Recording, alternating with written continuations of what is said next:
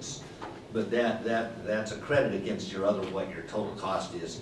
And I probably focused you on the wrong number a few minutes ago. The number you were probably referring to was the $1,660,000. Right. Yes.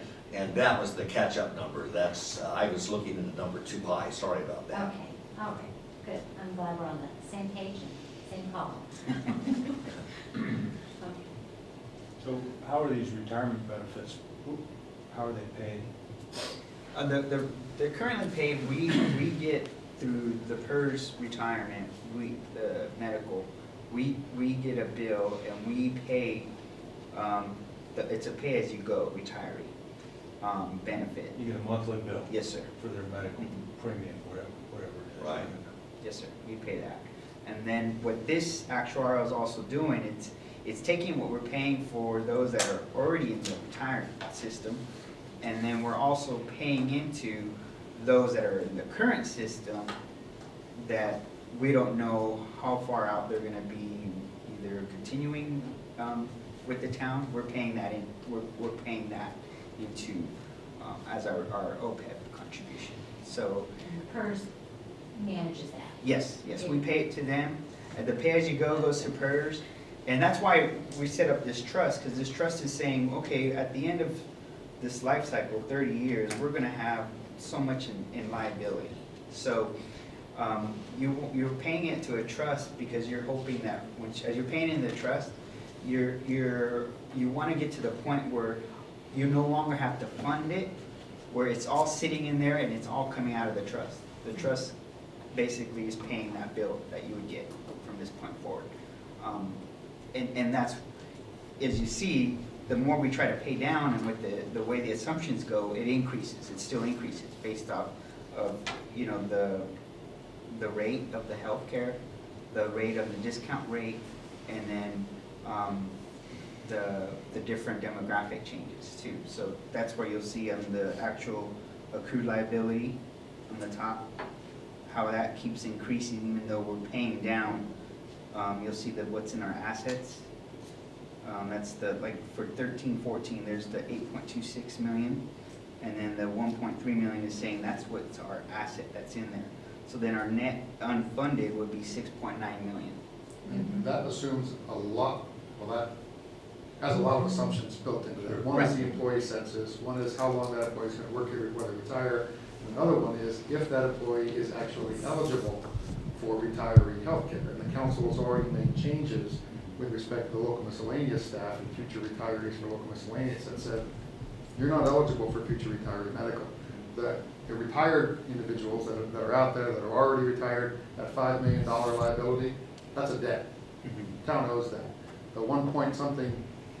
Yeah, the 1.7, the future. Beyond that, for future employees, that's going to fluctuate based on census population and actual retirement information and benefits provided by the council. If the council negotiates a change in the local safety staff as well to put them into a cafeteria healthcare plan and eliminate future retiree medical for future employees, that number's going to drop even more. Well, that's a policy issue that the council needs to consider, because Right.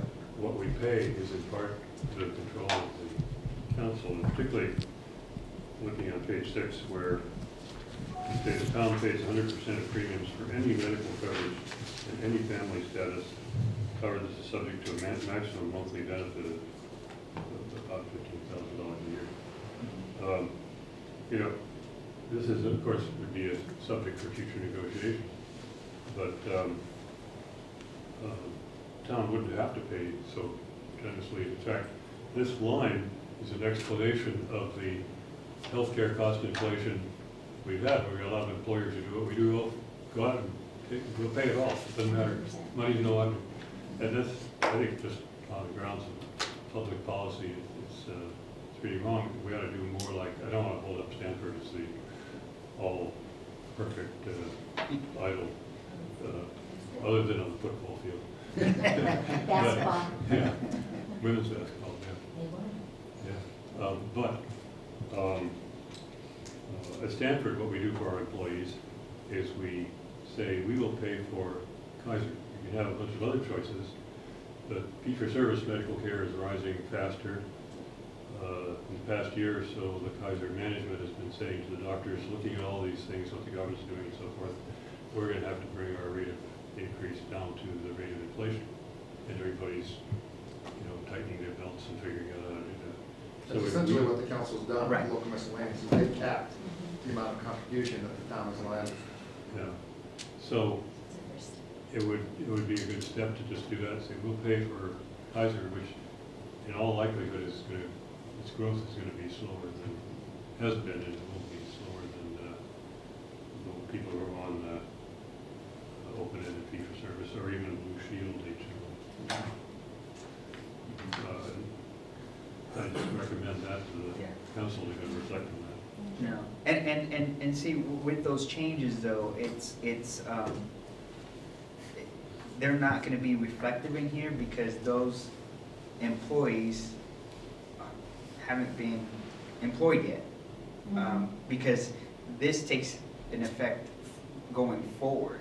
So those that are currently within the system and in the plans, they're still in this plan, this format, as far as the benefits and stuff. So, and maybe not now, maybe 5 years from now, or depending on how the change in the staffing, how that will come to play, those changes. So Robert, maybe we could turn to page 7 and go over the demographic data that we're talking about, the number of employees we have, age, sex, and the retired and active employees that we might be looking at here. We have as many retired people as You know, and that's funny, because we did talk about that, and that's why this is so high, is because there's more retired people. Well, that's retirees and spouses, whereas the table below, I presume, is just employees. Yeah, the 3.2 is active employees, so and the table above 3.1 is the retired. And the surviving surviving spouses, spouses. they're not doubled. It has to be a surviving spouse, Bob, I think, right? That's right. So it does equal a 1. Yeah, it's a 1-to-1 ratio almost, pretty much. Yeah, it's relatively unusual to have more retirees than employees, but in some ways, that's not a bad thing. Our clients that have mainly just employees costs go up faster than retiree costs go up. So I was just telling Robert earlier today that a typical client in terms of annual costs or the actuarial liability might be going up like this for you folks, but we have a lot of clients that's going up like this. And for retirees, it goes up until they hit Medicare, Medicaid age, correct? And then our. Then it drops down. It's still there, but it drops down Right. once you hit that age. So how many do we have reaching Medicare age here? I don't know, just from looking at this. You have 36 retirees, or had, 35, I mean, I 35. don't know about. Oh, you can almost tell from this, yeah. 23? It's age 65 is when the benefit drops down to a Medicare supplement, and that would be 13 people. Yeah, As of 11, there are probably 1 or 2 more now. 22 below 65. Right. We have 22, oh, below 60, right. This is 2011, so 2 years beyond that, so drop off 2 of those. Yeah, you may have had a couple who moved into the over 65. Yeah, and so we kind of cut, slice and dice these numbers a little bit to understand that, as of this date, 13 of these 35 have hit the Medicare age. Medicare, right. And so, then how does that affect? Has that been calculated into this number? Yeah, that's You think so? been projected in these numbers. Okay. That's a good question,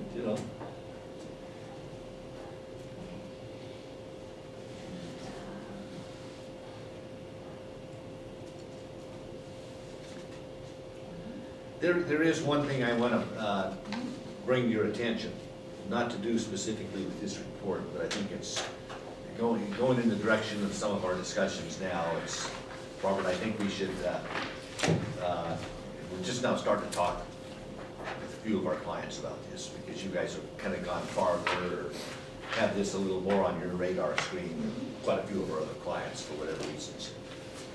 But in 4 to 5 years, it's quite likely that the current accounting rules are gonna be just thrown out. There's gonna be a whole new set of accounting rules that are quite different than what we're dealing with today. There's nothing out, the GASB's, this is one of the GASB, Government Accounting Standards Board projects. That is not very far along yet, but they recently completed a similar project for pension benefits, CalPERS. And you're gonna see in about a year, I think in the year fiscal 14 and 15, you're gonna see some very different accounting rules being applied. It's probably not gonna be a huge deal as far as your pension is concerned, because your pension plan is quite well funded now. What is the theory that they're following there?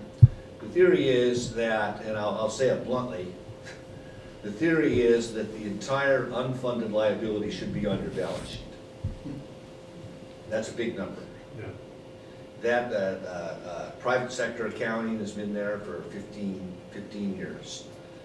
And 5 years ago, when the current set of governmental accounting standards came out, that was a big step from the nothing that they had prior to that. But now they're gonna scrap that, it looks like.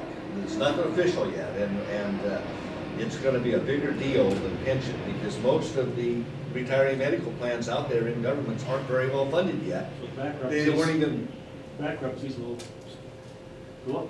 well, the financial realities will be no different. It's just what your financial statements are gonna look like. Nobody's gonna wanna But lend us any recognized money. earlier that- Now, that's a concern. Uh-huh. That's a concern. Mhm. Again, we're 4 to 5 years out at least, probably before those are gonna be with us. But, and why I kind of think it's important to bring this up now, and my intent would be to talk about this more next time we get back together again. Okay. I was just getting myself up to speed yesterday and this morning on the current, I've known about these for a little while. But that's important to us, I think, in terms of putting together a long-term financial plan. We recognize that these are maybe a trend that, Yeah, I'd say there's a high probability that we are ultimately gonna get these new rules to deal with. I mentioned it to a few other clients recently, and they seem to, come see me next year. I've got too much stuff on my plate right now. So, but, I mean, you folks are asking some questions, like if you're, basically, this report is probably no good to the extent it's talking about 10 years from now, because it's not gonna be in effect anymore. We're gonna have a different set of rules. That's by far the biggest impact that we'll probably see. That's already been approved now for pensions. And it's gonna be hard for them to justify not doing something similar for retiree medical programs. So I think it's gonna go through. There's gonna be a lot of backlash from governments. You're gonna be better funded than a lot of other entities when if and when it does hit. But I think you guys are thinking fairly long-term now. You need to start looking at what's probably gonna happen. And again, we're looking right now, if this stays on the same schedule that the pension accounting stuff came out, we're looking at fiscal 17-18, when these could become effective. I think if it's different than that, it'll be a year later, more likely than a year sooner, because this is gonna create more controversy than the pension. But that's all to say we should be sure to be putting away enough. Well, yeah, you're gonna either put it away now or have it available to put it away when the time comes. It's kind of scary. I don't know government accounting in general very well, but basically what would happen, for anybody that has the 2-page schedule, the 8-year schedule, which has the second column is the year 2017-18, which is when this might happen. And what this is showing, if in any case, the unfunded liability for these projections is going to be $6.9 million. And you will have, and that's the difference, that's after subtracting, what will go on the balance sheet is your liability minus whatever assets. It's called the net liability is what would go on the balance sheet. And that $6.9 million would be on there instead of what you already are gonna have on there. And what you're already gonna have on there is, see if I can tell from looking at this. Looks like it's gonna be basically, you're gonna have about 600,000 is all you'll have on the balance sheet following this schedule. So suddenly you're gonna have to put on the balance sheet, maybe something around $6 million. Are we required to disclose and put notes now, I don't remember. We. Yeah, there is information in the footnotes that shows all this. Yeah. So it's just gonna be more visible now, Yeah, is what's gonna happen. Again, the economic realities don't get changed by this. It's just a matter of how you have to show it in your financials. but in terms of, let's say, trying to educate our residents about the long-term financial position of the town and so forth, we really ought to start thinking about this sort of thing, shouldn't we? Pretty soon, yeah. You know, I think it's gonna happen. I don't know for sure yet. We haven't wanted to invest a ton of time on this yet until, but just recently, looks like it's moved forward a couple But more your steps. rationale that they'll have to do something similar to pensions, I think, is, probably 100% on. Yeah, well, you're gonna see it on pensions in a year or two. Maybe, Yeah, maybe yeah. it'll happen when Los Angeles goes bankrupt. They hate some- Yeah, yeah, We're gonna fall in Detroit. Yeah. right. I mean, you know, you're in better shape, is all I can say to a lot of my other clients. Yeah. You're worrying about this stuff more now than a lot of them are. Well, hey, we want to keep it that way. to Yeah, better shape. yeah, it's a big deal. We're- So Doug, when do we expect to be able to have the refresh report within? We were talking about that. We're gonna shoot for your next meeting, Which is going to be? April, or, I was, April 9th? No, is it the 9th? The 2nd is a Tuesday. April 2nd is a Tuesday. So it'll be the second Tuesday. So that's So we're gonna- April 9th. we're gonna have to scramble a little to be able to do that, Thursday? get it done by then. This is a Thursday. This one is a special rescheduled meeting. Oh, because- we rescheduled it. Oh, yes, many times. Okay. It is April 9th. April 9th. Yeah. Submit your budget to Yes, review too? the second Tuesday. I mean, your budget review is next week. So this committee won't be reviewing the mid-year budget? I will bring that as well. I'll put that in the packet. Send you that. Does, we also have a request out to get projections for pensions.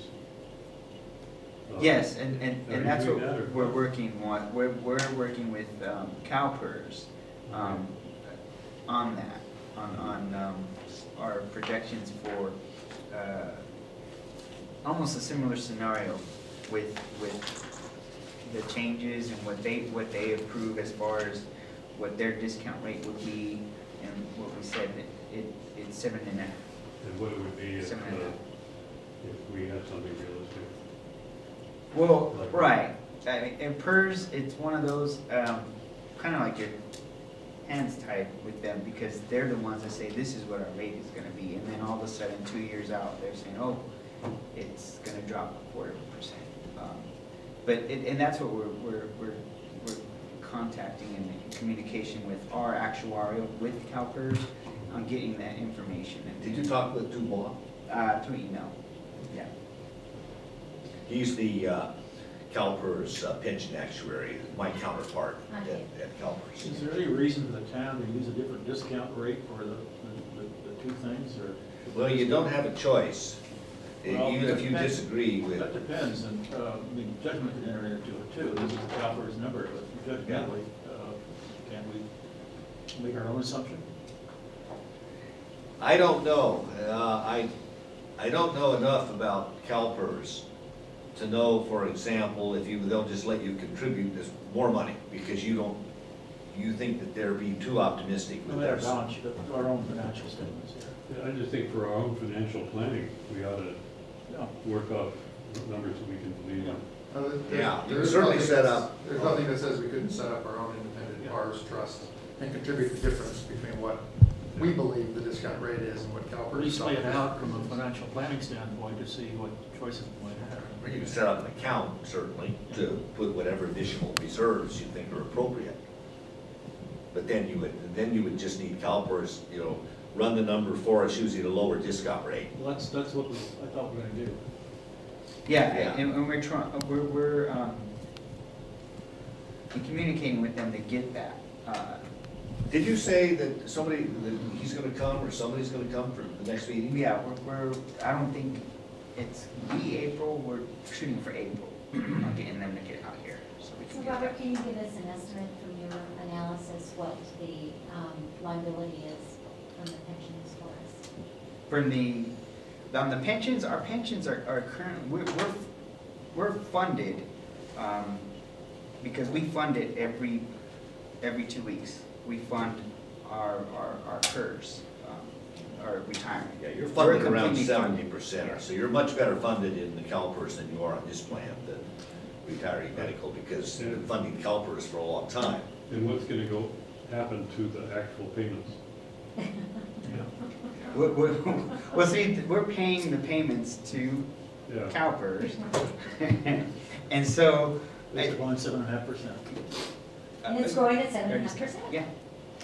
Over, I think there's. They do a schedules at long 20 range average, Jerry. I think theirs is I 20 think years. they look at a 50-year average, right, or something. Is it the same Yeah. scenario though? Yeah. We were given 30 years to pay down the I think unfunded it's. liability? Mhm. And how far into that are we? Yeah, you're talking about retiree medical, or? Yeah. No. Oh, you're about 4 years into it now. You've got it, I think, around 26 years. Of the pension liability, we are, of our side funds, our unfunded portion of that, the town contributed 100% of the public safety unfunded actuarial liability, so that's 100% funded. There is no side fund for the public safety component. For the local miscellaneous component, there's $704,000 left unfunded Yeah. in the side fund. Yeah, it's not, so between our unfunded would be this 7.9 plus 740, about 8 point, Oh, 8 point, yeah. yeah. I just, that's what I wanted Yeah. to have the committee understand, because in a lot of the public's impression and perspective, that, we have this enormous pension fund, pension liability that is unfunded. And it's not. We're in really good shape, and, Based upon 7.5% discount.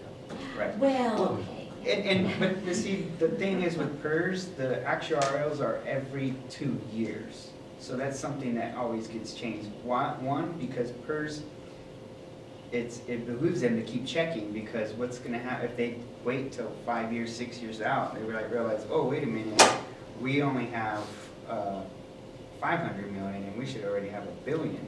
And then that's where they come back and they give you the change in rates, and they say, okay, this is what now your rate's gonna be.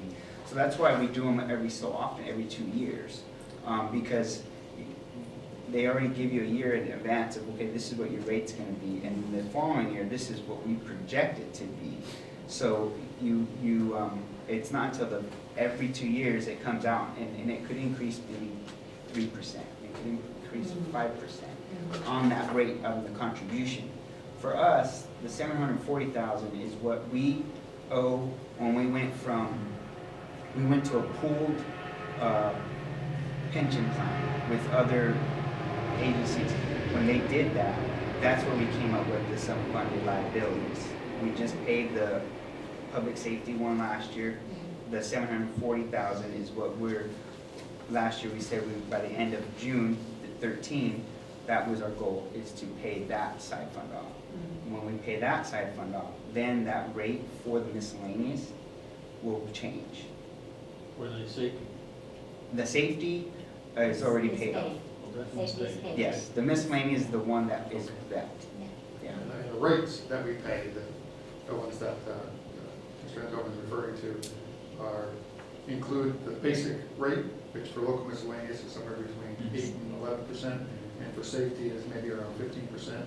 And then on top of that is the pay down of that unfunded liability. Those go away and our rates will drop. But if the discount rate changes in CalPERS, they go from 7.5 to 7 or 6.5. So that'll So our show, basic rate will go up. show a negative towards the employee compensation line on the statements. Now, new reports have just come out from CalPERS, which I have. And I can give you a bit of information on those that I think might relate to a question a little bit earlier. And that is, how well funded are you in the CalPERS plans? Is it on pensions now? You- Oh, and I'm just jumping over to Yes. pensions for a moment. Yeah, right. Good. This is as of June 30, 11, but I doubt if it's changed too much since then. Your actuarial liability for the safety plan, the big one, is $29 million, 28.9. Your actuarial assets, your assets as valued by CalPERS are about 24.3 million. So that translates to about 75% funded. That's pretty good. A lot better than your retiree medical, but that's only because it's new, you know, the rules for retiree medical. And on your miscellaneous plan, the actuarial liability is about 14.1 million, and your assets are 12.2 million. Again, you know, pretty high funded percentage. And this is partly why I think there's going to be a little bit of an uproar about these new rules being applied to the retiree medical benefits, because people that are funding it all are probably only about 20% funded. What is the range in your clients that you have? What is what? What is the range for the clients that you have in terms of amount, percentage Funded? funded? I have some that are 100% funded, even though they've only been doing it for 4 years. They had money. They wanted to fund their whole liability. I've got, out of my 30 clients, I've probably got about 2 or 3 of those. That's the high end. Probably half of mine aren't funding anything other than the benefits they have to pay out. I don't know exactly where you would fall, but you would, now you're catching up rapidly by the amounts you're contributing. You're gonna be fairly close to the middle probably in a year or two. But you deal with the private sector predominantly. Pardon? You deal predominantly in the private sector. I used to. I don't deal with the private sector at all anymore. I haven't for about 10 years. But the So private all these sector is clients- forced. All these clients are government. These are all governments in like California. cities, all of them. Yeah, a lot of small Just cities, so we can. school districts, water districts. Which cities do you deal with right now? Well, let me see if I can remember. Working from the south up, Carmel, Pacific Grove, 1 or 2 others down in that part of the world. Sausalito, Tiburon up north. Let's see, I think I have about 8 cities all together. Mostly smaller. I don't have any big cities, thank God. A number of several water districts, but let's see if there's any other cities I'm forgetting to mention. Around here. Because I think obviously those locations are gonna have a completely different growth strategy than what Yeah. we are an anomaly, as we all know, in the entire Bay Area, so we are gonna be looked upon differently. Colma.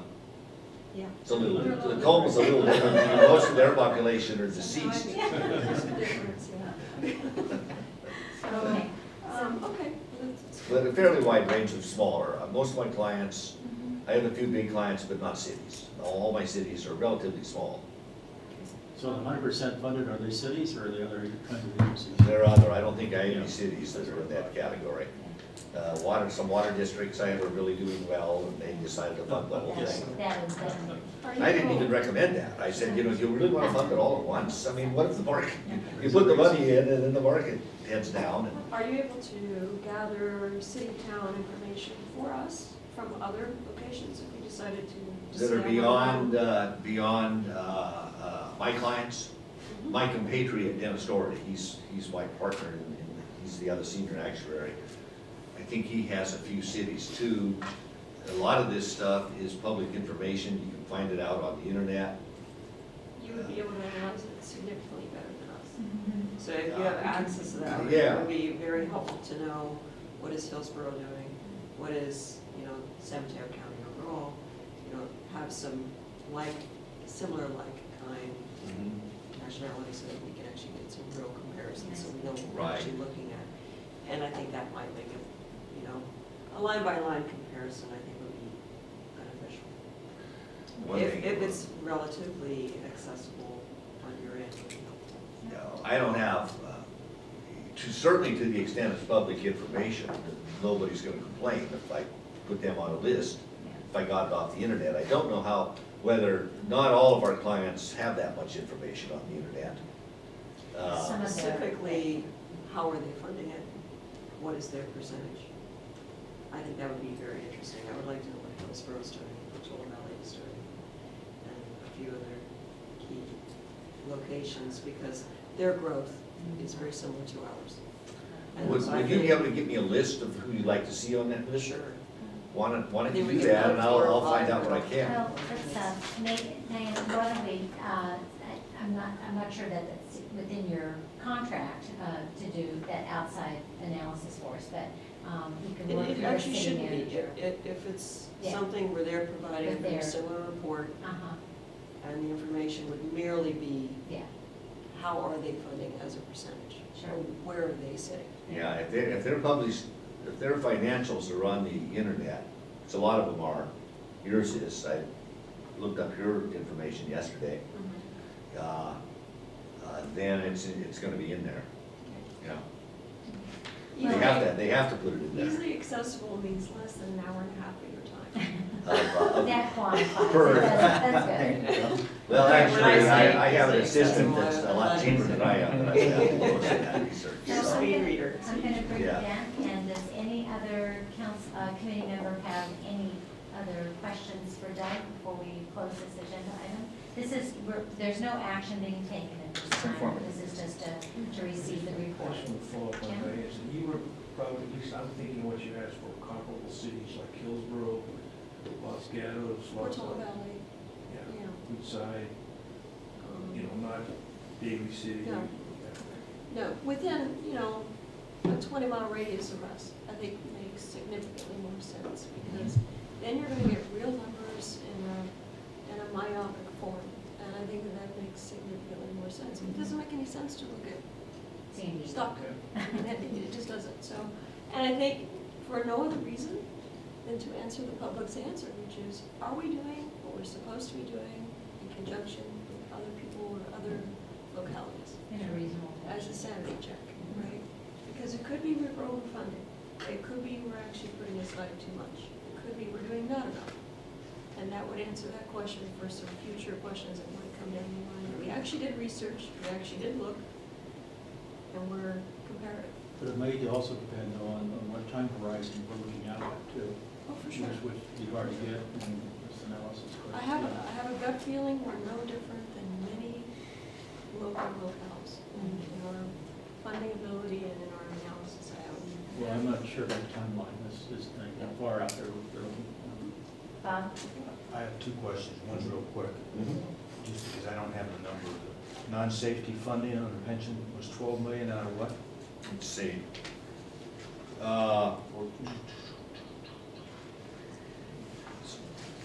Never is the question easy. As I'm looking at the CalPERS report here. I'm gonna give you 3 numbers this time to write down. Then I'm gonna do the same on I the. couldn't keep track of 2 before. Yeah.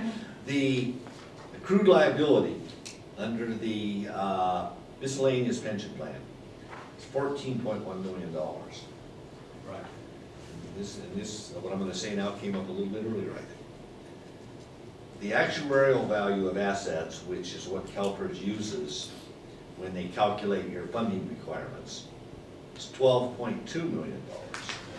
Now, As of what actuarial day? this was as of June 30, 11, the latest report. So we're not the only ones that are single. Now though, what I didn't mention earlier, what is the market value of the assets? And that is $10.9 million compared to the $12.2 million. It was mentioned by somebody earlier, and I can't remember who, about the real long smoothing they do of asset returns. Yeah, the 15 years, or I think it is, or something like that. And so they're still playing catch-up football, basically. So it's up to you, which number you want to pay the most attention to. Now, if you want those numbers on the safety plan, I can give you those same 3 numbers. The actuarial liability is $28.9 million. This is prior to our $1.2 million contribution. This is correct, this is before that payment, which I think happened last year, as I recall. Right. The actuarial value of assets is 24.3 million. The market value of assets is 21.7 million. When you say market value, do you have any idea how they're Now they're, calculating that number? well, I think it's just they look up in the Wall Street Journal what, you know, they, CalPERS is about 60% equities, I think. You're doing it dynamically then. So they're actually, everything is As of supposed to that be date. market value on that date. It's supposed to be. Could be a lot of money by now. A lot of it's in real estate Right. too, a Yeah. lot of it in assets and not on the, That's true. Exchange. So not everything can be looked up immediately, but So there, that report was issued June 30th, 2011. yes. How can we get a more current report? You can't get a more Because current they're one, always a unfortunately. year behind Yeah. in gathering their information. One other It's- thing to yeah, know about CalPERS is that their numbers apply 2 years out. That's why, yeah. You know, by the time, you know, they're looking 2 years ahead, so it's, Robert, you that's get a what little we- more from us probably in That's what terms That's of what time. we're, the request from you was to address that, and we need to look more Right. than just 2 years. Well, and that's, and requesting it and getting that, and we know we need to get that. The problem is, the rates, because we have what the rates, they say this will be your current rate this year, this will be the projection next year. And the assumptions can go, I mean, we can ask them and they could probably say, oh, it'll probably be the same. Or maybe it might, the next projection rate might go up maybe 2%. And then we get there, the next year, we're 1 year into it, then they say, oh, well, it's not this projected amount, it's 3% more, so you're up 5%. So the thing is, we can, like George says, we can do our own,